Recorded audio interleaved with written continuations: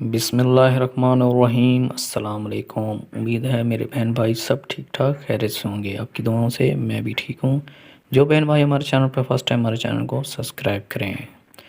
چہرے کا make up اتارنے کے لیے کسی کریم کی بجائے کچے دودھ کا استعمال کیا جائے تو اس سے چہرے سے میک اپ نکل جاتا ہے۔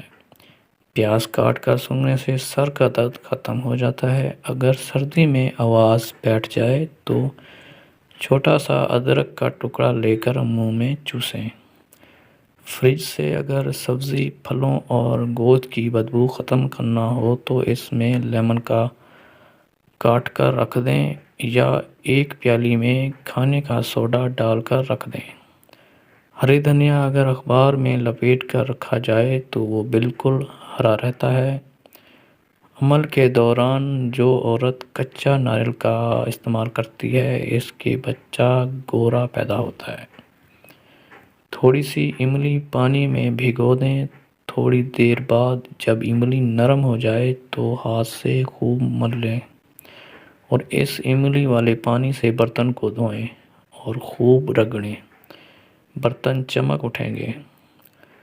اگر کپڑوں پر چکناہٹ لگ جائے تو اس پر خوب پاؤڈر چھڑک کر استری کر لیں اور پھر واشنگ مشین پاؤڈر سے دھو لیں۔